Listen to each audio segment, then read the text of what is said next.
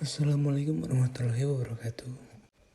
Kita semua bisa memiliki ide-ide brilian, tetapi jika kita tidak dapat menjelaskannya, maka ide-ide brilianmu itu tidak akan pernah membawamu kemanapun.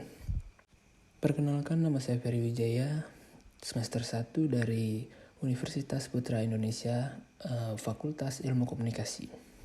Di sini saya berkesempatan untuk hadir untuk menjelaskan jenis-jenis komunikasi dalam perspektif saya sendiri, dan kurang lebihnya mohon dimaklumi.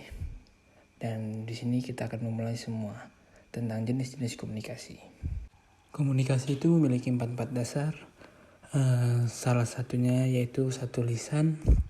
Setiap kali kita berbicara atau bahkan membuat suara yang dapat didengar, seperti dari H misalnya, kita sedang menciptakan komunikasi verbal di luar isi dari apa yang kita lakukan dan konteks di mana itu dikatakan. Komunikasi verbal juga mencakup faktor pendengaran tambahan seperti intonasi. Ini mengacu pada bagaimana suara kita naik dan turun dalam nada saat kita berbicara, dan dapat menaungi bagaimana kata-kata itu dimaksudkan untuk ditafsirkan. Misalnya frasa, "Semoga harimu menyenangkan," dapat memiliki sejumlah arti berbeda ketika kita membahayakannya diucapkan dengan ramah, sarkastis, atau bahkan tidak menyenangkan. Yang kedua, mendengarkan. Kemungkinannya adalah bahwa suatu saat dalam hidup kita telah dituduh mendengar tetapi tidak mendengarkan. Ini hal yang sering kita dapatkan kalau misalkan kita menerima ceramah dari orang tua atau kerabat kita.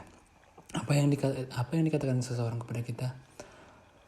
Ya, lebih tepatnya itu mendengar itu adalah respon otomatis yang merupakan hasil bekerjanya telinga mendengarkan membutuhkan lebih banyak usaha. Ini memiliki tujuan dan membutuhkan konsentrasi untuk memahami apa yang disampaikan pembicara.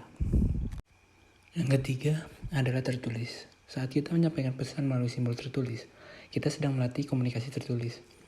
Dari email dan pesan teks hingga memorandum dan laporan yang lebih formal, ketika informasi yang kompleks atau panjang perlu dibagikan, biasanya disampaikan melalui komunikasi tertulis. Untuk itu, komunikasi tertulis sering dianggap lebih sah secara hukum daripada kata-kata lisan. Itulah mengapa seringkali kita berfungsi sebagai cara berkomunikasi yang resmi gitu. Yang keempat, komunikasi nonverbal, menyampaikan makna tanpa menggunakan kata-kata baik tertulis atau lisan, adalah inti dari komunikasi nonverbal.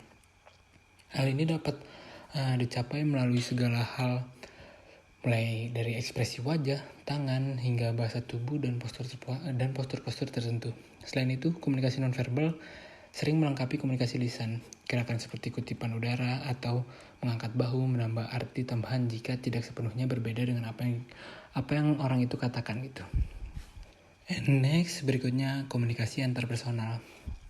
Menurut Erwin Pace, komunikasi interpersonal atau komunikasi antar pribadi adalah proses komunikasi antara dua orang atau lebih secara tatap muka. Ini memungkinkan komunikator menyampaikan pesan secara langsung dan komunikan menanggapinya pada saat yang bersamaan. Kita sering berpikir tentang komunikasi sebagai memiliki pengirim dan penerima pesan yang berada di mana satu orang mengirim pesan dan yang lain menerimanya. Masalah dengan model ini adalah bahwa komunikasi antar pribadi jarang terjadi begitu mulus sebaliknya. Orang lebih cenderung mengirim dan menerima pesan pada saat yang sama dalam proses kompleks atau interaktif.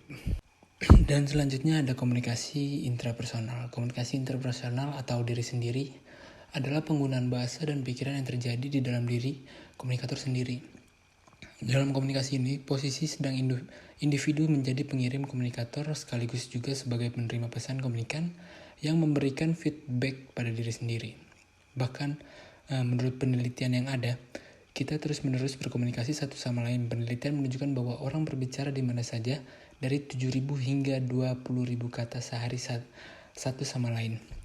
Contoh halnya, kita seringkali berbicara pada diri kita sendiri. Kenapa kita tadi waktu berbicara dengan seseorang tidak berbicara seperti ini ya, atau spontan pikiran kita sendiri gitu. Lalu berikutnya ada komunikasi kelompok.